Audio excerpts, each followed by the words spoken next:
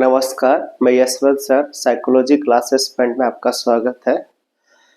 जो भी लोग न्यू व्यूज या मेरे वीडियो देख रहे हैं वो प्लीज सब्सक्राइब कर लें और बेल आइकन को दबाना मत भूलें। तो आज का टॉपिक है नियोनेटल हाइपोग्लाइसेमिया। जो बच्चों में जो इनबॉर्न बेबी होता है उसमें सबसे अधिक देखा जाता है, तो उसके बारे में आज हम पढ़ेंगे क्योंकि नियोनेटल हाइपोग्लाइसेमिया के कारण क्या होती है और क्यों होता है इसके बारे में। तो नियोनेटल हाइपोग्लाइसेमिया जो होता है उसमें हम सबसे पहले हम क्या करेंगे, नॉर्मल ब्लड शुगर जानना पड़ेगा कि कितना ब्लड शुगर होती है। तो नियोनेटल हाइपोग्लाइसेमिया में जो ब्लड शुगर जो होती है पहले 24 घंटा में 40 mg पर DL से अगर कम हो तो उसको हम नियोनेटल हाइपोग्लाइसेमिया बोल सकते हैं या कंसीडर करते हैं। दूसरा चीज है ये है क्या, अगर किसी बच्चे में 24 घंटे के बाद अगर उसकी ब्लड शुगर जो होता है अगर 45 mg पर DL से कम होता है तो हम कंसीडर करते हैं नियोनेटल हाइपोग्लाइसेमिया में। तो हमने नॉर्मल रेंज पता कर लिया कि पहले 24 आवर्स में कितना होती है और आफ्टर 24 आवर्स में कितना होती है, जो हम नियोनेटल हाइपोग्लाइसेमिया का पहला क्राइटेरिया होती है। तो नियोनेटल हाइपोग्लाइसेमिया आपने समझ गए कि ब्लड शुगर जो होता है पहले 24 घंटे में और बाद वाले 24 घंटे में कितना होना चाहिए। अगर इस 40 से और कम हो रहा है तो उसको हम नियोनेटल हाइपोग्लाइसेमिया कंसीडर करें। तो उसके कारण क्या क्या हो सकते हैं नियोनेटल हाइपोग्लाइसेमिया का। तो दो काउज है इसमें, मैटरनल काउ फैक्टर्स और नियोनेटल फैक्टर्स या नियोनेटल काउजेज बोल सकते हैं। तो मैटरनल फैक्टर्स में क्या है, अगर माँ जो है ड्यूरिंग प्रेगनेंसी, अगर मदर है ड्यूरिंग प्रेगनेंसी में और मदर डायग्नोस हो गया कि उनको शुगर है, उसको हम बोलते हैं जेस्टेशनल डायबिटीज मेलाइटस। मतलब मदर जो होता है during pregnancy RBS blood sugar जो होता है हाई हो जाता है। उसमें क्या होगा, तो अगर हाई हो जाएगा तो उन्होंने क्या करना शुरू कर देगा, ओरल हाइपोग्लाइसेमिक ड्रग्स लेना शुरू कर देगा। तो ओरल हाइपोग्लाइसेमिक ड्रग्स लेगा तो मदर का तो ब्लड शुगर कम रहेगा, लेकिन बेबी बर्थ होने के बाद क्या हुआ, नियोनेटल हाइपोग्लाइसेमिया होने की ज्यादा चांस होती है। सेकेंड फैक्टर है आपका प्रोलॉन्ग लेबर। अगर लेबर जो है नॉर्मल जो होता है प्राइमरी ग्रेविडा में 18 to 24 आवर्स लेता है, लेकिन सेकेंडरी और टर्सरी ग्रेविडा में 4 to 6 आवर्स में हो जाता है। अगर प्राइमरी ग्रेविडा है किसी मदर्स का और मदर फिर diagnose with diabetes mellitus and taking oral hypoglycaemic drugs, तो ज्यादा चांस होता है बच्चा जो होगा नियोनेटल हाइपोग्लाइसेमिया का शिकार हो सकता है।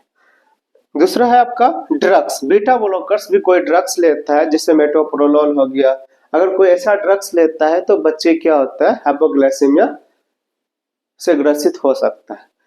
दूसरा आपका नियोनेटल फैक्टर्स, कि नियोनेटल फैक्टर्स में क्या क्या होती है जो नियोनेटल हाइपोग्लाइसेमिया हो सकता है। पहला है प्रीमेच्योर बर्थ, अगर बच्चे के वजन जो है 2.5 kg से कम है तो नियोनेटल हाइपोग्लाइसेमिया हो सकता है। सेकेंड है आपका IUGR, मतलब इंट्रा यूट्राइन ग्रोथ रिटार्डेशन। इसमें जो होता है बर्थ वेट होगा लेस देन इक्वल टू 10% होगा। अगर 2.5 kg का मान सकते हैं नॉर्मल वेट में, मतलब 250 ग्राम के बच्चे पैदा होंगे 10% में, तो क्या होगा आपका नियोनेटल हाइपोग्लाइसेमिया हो सकता है, मालन्यूट्रिशन हो सकता है।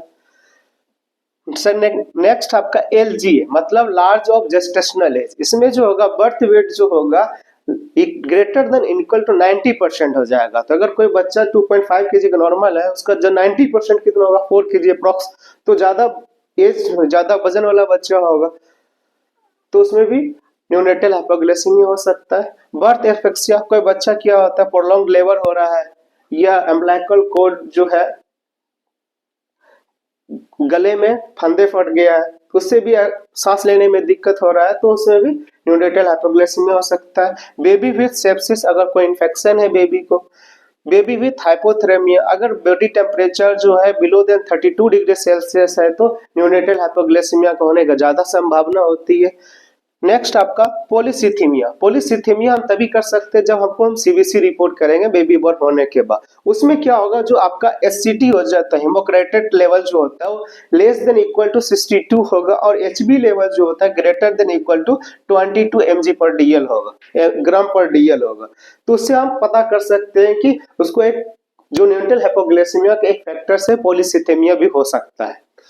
दूसरा नेक्स्ट है आपका इनबॉर्न विथ मेटाबॉलिज्म एरर। अगर कोई बच्चा पैदा हुआ है तो उसमें अगर कोई मेटाबॉलिज्म एरर हो रहा है तो उससे भी क्या होगा, न्यूनेटल हाइपोग्लाइसेमिया हो सकता है। अब हम लोग पढ़ते हैं क्लिनिकल मैनिफेस्टेशन। तो इसमें साइन सिम्टम्स क्या होती है बच्चों में, अगर कोई बच्चा न्यूनेटल हाइपोग्लाइसेमिया से ग्रसित है तो पहला क्या है, पुअर फीडिंग। अगर बच्चे जो क्या फीडिंग जो उसको दूध पिलाएंगे तो वो बहुत ही धीरे धीरे धीरे पुअर फीडिंग करेगा, अच्छे से फीड नहीं करेगा। दूसरा है लिथार्जी, बच्चे बहुत क्या हुआ अस्वस्थ होगा। हाइपोटोनिया है, एपेनिया है, वो जल्दी जल्दी कभी कभी क्या करेगा, सांस ब्रीथ होल्ड कर देगा 3 सेकंड के लिए 4 सेकंड के लिए ब्रीथ होल्ड कर देगा, उसको हम एपेनिया बोलते हैं। दूसरा नेक्स्ट आपका साइनोसिस, जो अगर एपेनिया हो रहा है न्यूनेटल हाइपोग्लाइसेमिया बच्चा है तो क्या हो जाएगा, लेक ऑफ ऑक्सीजन की कमी हो जाएगी, जिससे क्या होगा साइनोस हो जाएगा, मतलब blue discolouration of the skin, उसको हम साइनोसिस बोलते हैं। उससे आपको सीजर भी आना शुरू हो जाएगा, दौरा पड़ने लगेगा बच्चे में, हाथ पैर ऐसे ऐसे होता है, फोकल भी हो सकता है, बायफोकल भी हो सकता है, आईज जो है आंख ऊपर कर देगा, उसमें सीजर के लक्षण। जिससे हाई पिच क्राई, कोई कोई बच्चा होता है क्या होगा, वो जल्दी जल्दी क्राई करने लगेगा, एकदम हाथ पैर ऐसे टान देगा और ऐसे बहुत जोर से चिल्लाएगा, रोएगा, उससे हम क्या बोलते हैं सिम्टम्स है वो हाइपोग्लाइसेमिया में जा रहा है बच्चा। उसके बाद हम डायग्नोसिस कैसे करेंगे कि बच्चा न्यूनेटल हाइपोग्लाइसेमिया में, पहला तो हम उसका देखेंगे ब्लड ग्लूकोज एस्टिमेशन। तो ब्लड ग्लूकोज एस्टिमेशन हम बढ़ाएंगे, उसमें कैसे हम चेक करेंगे, तो हील प्रिक होता है, अगर न्यूनेटल बच्चा में होता है, एडल्ट में क्या करते हैं फिंगर्स को हम प्रिक करके उसका ब्लड शुगर करते हैं, बट इन न्यूनेटल में उसको हील जो होते हैं, पैर का जो हील होता है उसमें हम प्रिक करके हम ब्लड शुगर उसकी जांच करते हैं। नेक्स्ट उसका हम दूसरा कहाँ से कर सकते हैं, अगर उसको ब्लड लेके उसको हम प्लाज्मा से हम ग्लूकोज लेवल चेक करेंगे, उसका ब्लड शुगर कितना है, ठीक है। उसके बाद हम क्या कर सकते हैं, रिपीटेड मॉनिटरिंग कर सकते हैं। अगर रिपीटेड मॉनिटरिंग न्यूनेटल में हाई रिस्क होता है, लेकिन आप न्यूनेटल हाइपोग्लाइसेमिया पेशेंट उसको रिपीटेड मॉनिटरिंग करना ही पड़ेगा। तो अब मैनेजमेंट है, मैनेजमेंट हम कैसे कर सकते हैं न्यूनेटल हाइपोग्लाइसेमिया से कोई बच्चा ग्रसित है, तो पहला क्या है, उसको हम अर्ली ब्रेस्ट फीडिंग कर देंगे। अगर अर्ली ब्रेस्ट फीडिंग कर देंगे तो क्या होगा, उसको न्यूट्रिशंस मिल जाएगा, ग्लूकोज मिल जाएगा, तो उसको क्या होगा हाइपोग्लाइसेमिया से हम रोक सकते हैं। दूसरा मेंटेन वार्ड, आपको बताया था कॉजेस में न्यूनेटल फैक्टर्स में आपको बताया था कि हाइपोथेरेमिया भी एक मेन कॉजेज है न्यूनेटल हाइपोग्लाइसेमिया में। तो उसमें ब्लड जो टेम्परेचर जो होता है लेस देन 32 हो जाता है इन सीवियर केसेस में, माइल्ड केसेस में 36 डिग्री सेल्सियस से कम हो जाता है। तो हम उसको टेम्परेचर को ही कम होने देंगे, इसीलिए हम उसको क्या करेंगे, उसके गर्मी को बनाए रखेंगे, उसके बॉडी टेम्परेचर, बच्चे के बॉडी टेम्परेचर को क्या करेंगे, बनाए रखेंगे। उसके बाद क्या है, मॉनिटर ग्लूकोज लेवल, उसको ग्लूकोज लेवल मॉनिटर कर सकते हैं। ये घर में हम तो नहीं कर सकते, लेकिन जब आप बच्चे कहीं रहते हैं तो आपको एज ए पेरेंट्स आपको सीखना पड़ेगा कि कैसे मॉनिटर हम ब्लड ग्लूकोज लेवल कर सकते हैं बच्चे का। नेक्स्ट है, अगर पेशेंट को न्यूनेटल हाइपोग्लाइसेमिया है और बच्चे एनआईसीयू में भर्ती है, तो वहां पे क्या हुआ, सिम्प्टोमेटिक और वेरी लो ग्लूकोज लेवल का हम ट्रीटमेंट कर सकते हैं। घर में ये तो नहीं होगा, अगर बच्चे को कोई बच्चे है न्यूनेटल हाइपोग्लाइसेमियस है, लिथार्जी है, सीजर है, अनरिस्पॉन्सिव है, तो तुरंत बच्चे को आपको हॉस्पिटल ले जाना है, वहां पे जो भी बच्चे के डॉक्टर उससे आप दिखाना है, ठीक है। ऐसे नहीं कि बच्चे को हम सुबह ले जाएंगे, ऐसा नहीं करना है।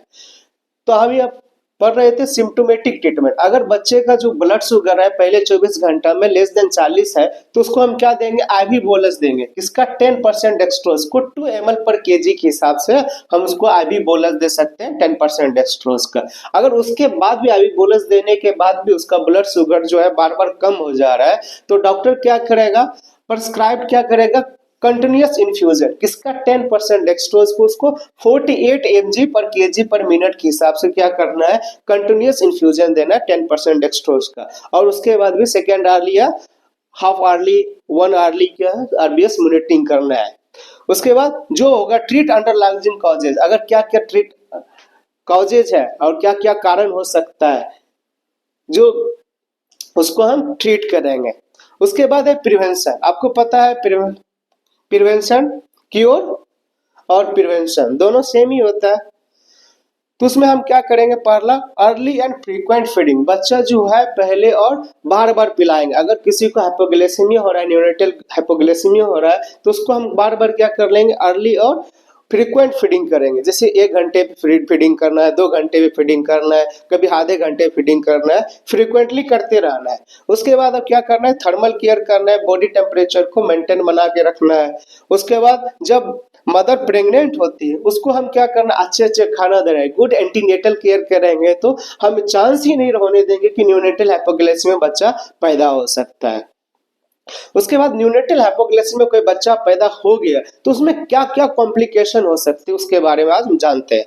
तो कॉम्प्लिकेशन में क्या क्या हो सकता है, पहला तो सीजर, जिसको हम हिंदी में मिर्गी और दौरा भी बोलते हैं, जो आजकल के बच्चों में ज्यादा होता है।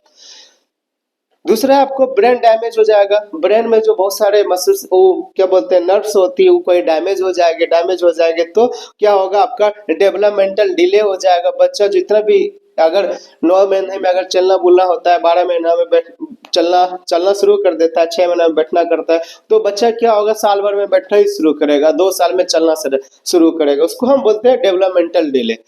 दूसरा क्या, आपका पुअर न्यूरो डेवलपमेंटल आउटकम, अगर बच्चे जो है 1 से 2 साल में का सिंबलिंग से जानना पहचानना शुरू कर देता है, तो उसमें क्या होगा, आपको 3 साल 4 साल में सिर्फ 2 अक्षर का ही बोल सके, 3 अक्षर का बोल सकते, ऑब्जेक्ट के साथ वो खेल नहीं पाए, उसको हम बोलते हैं पुअर